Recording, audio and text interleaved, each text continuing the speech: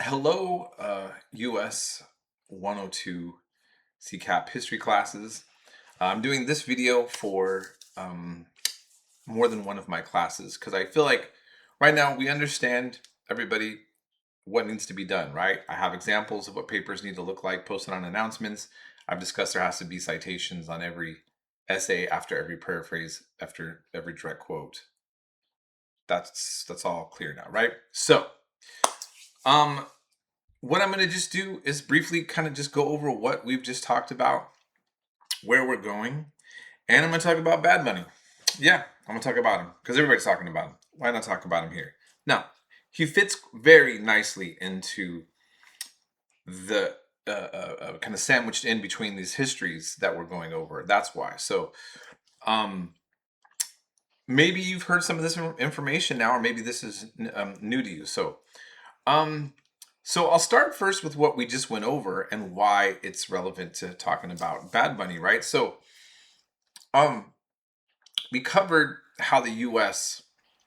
is basically it has an empire, so it's colonized other lands. It's colonized this land, but it's more obvious when you look at like Hawaii. We displaced the Queen, took over the land with the Marines, made it an American state. Then we have the Marshall Islands. We have these other places. We have Guam. Now, there's different statuses that some of these places have, and it's a very complex thing. It's I have to always go over notes and try to get an idea about the way that the United States legally and politically operates with all these various islands and territories that we have. And I think it's really important to understand them also because the fact is most Americans don't understand this at all. And Bad Bunny is a great example. So, is Bad Bunny an American citizen by birth? I don't know if you all understand this. Puerto Ricans are U.S. citizens, but they live if they live in Puerto Rico, it's a territory, not a state. And so the status of a Puerto Rican is somewhat complicated, at least in terms of it's not straightforward, okay, in the way you would think. So, if you're born in Puerto Rico, by the way, so this is one of those territories that we acquired through our realpolitik, uh, justifications, right? So, and by the way, a Puerto Rican has been a citizen since 1917. After or in the midst, or around World War I, right? So, in other words, again, this all like kind of like links up to where we're at. So, okay, so if you're Puerto Rican, you can move to any part legally. This is what the U.S. government made the arrangements for since 1917, I believe. They can move to any state as you and I can as citizens, right? We can move to Hawaii. We don't have to get permission. We don't need to get a visa, right? Because that's been made a state. So if we get a job, if we want to just live somewhere, if we just want to drive, we don't have any limitations. We don't have any issues. We're just from the United States of America, the USA. That's where you get to go. Puerto Ricans can do that. Puerto Ricans' first language is Spanish. So yes, English is not the only language that has been the language of the United States. Spanish, by default, by having Puerto Rico, means that it's an American, it's a United States language. Okay, something that a lot of folks just don't understand. Puerto Ricans join the military. They fight under the flag as veterans. But you know what they don't get to do while they live in Puerto Rico? They don't get to vote for the president, and they don't have representation in Congress. My understanding is if they move to the United States and they work in New York, There, I believe that they can vote for president, and of course, they have the representation that New York has, or North Carolina, or Texas, or wherever. Okay, so we had a revolution July 4th. We were angry about taxation with no representation. Think about that. So there's a lot of Puerto Ricans that are separatists. They call for a separate nation from who? Their separation from who? The United States. Because they say we want to be our own country.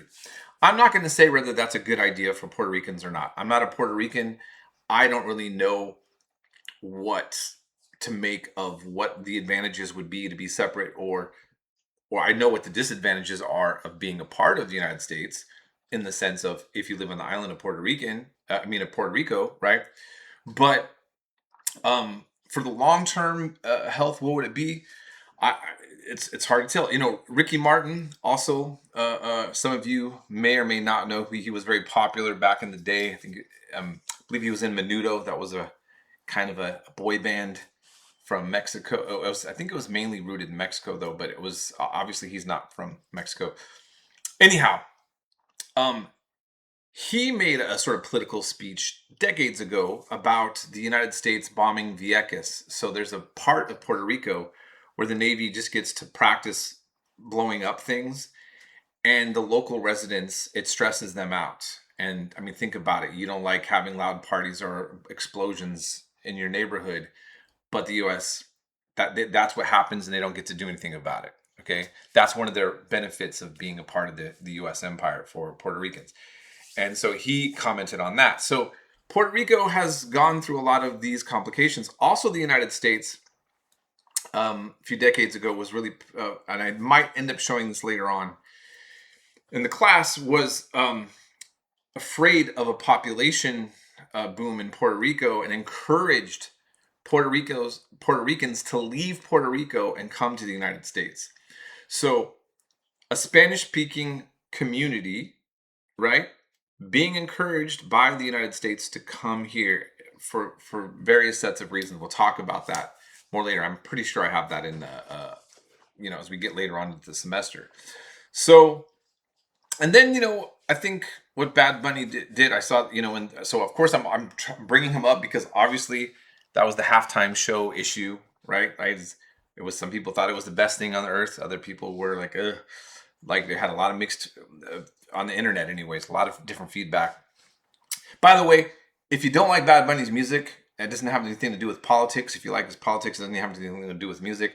I'm not trying to say that you have to like Bad Bunny. I'm not saying whatever, but I'm pointing out, clarifying, as the history guy in the room, the garbage that's been on the internet, the stupid things, stupid as in hateful things that come out of people's mouths that are talking about Puerto Ricans without even understanding what a Puerto Rican is in context of the United States as being U.S. citizens. That's what I mean. Now, if you were saying those things and you didn't know, I'm not calling you stupid.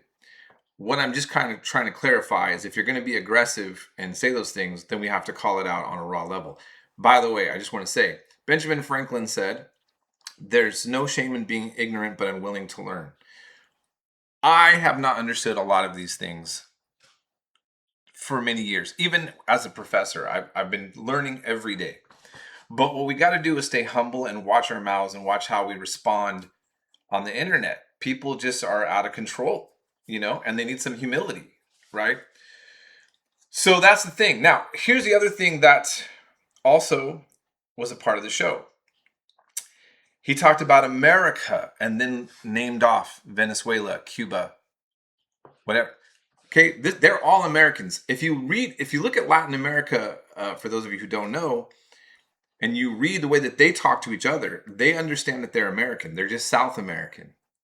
We are citizens of the United States of America, but the America that we're talking about is based on these 50 states. Canada is a part of America, this whole continent. And by the way, the word America is a morphing. It's a feminization of the name of an Italian map maker named Amerigo Vespucci. And Amerigo became America. So every time you yell America, you're yelling out and say, America! That is a feminized form of Italian man's name, because he gets credit for this discovery on the maps and all that kind of the stuff about the history of exploration and all that. Okay. So, um, and so, basically in a sense, there's this idea of like decentering us and kind of reminding us that we're a part of this hemisphere. Right. Okay. So, um, so but look, now he talked about ice, which is a controversial topic, uh, um, for a lot of Americans to deal with. Well, um, it's going to continue to be, and it's going to be said by people who are libertarian and other different branches. There's going to be a whole lot of discussions about this, and I don't think it's going to. Your Americanness or your patriotism is not really going to have much to do with rather what side you stand on this. By the time we look at like the pure numbers of of various Americans having a debate about what they feel about what's going on, right? Okay, and so it's interesting to try to make a halftime show to kind of respond to it, to be like the more American halftime show. Now that other show, there's a lot of musicians there. The music sounded fine. Uh, uh, uh, I like Western music too. I like all types of music, and you don't have to like. You could like whatever music you want to like, but I'm just talking about the politics. I'm just calling things out for what they are. Let's think about that. Okay. Now, so then the other thing I want us to think about, we're sliding into talking about World War One. This is really, I mean, it really kicks in when we get to World War Two, but the United States goes from just being, we're contained here on the States. And yes, we got some, reaching out on some of the islands around us in our hemisphere. But it wasn't really clear. It's not like, if you were living at the time during these earlier times, the idea of the United States becoming an imperial power would have sounded ludicrous to so many people. And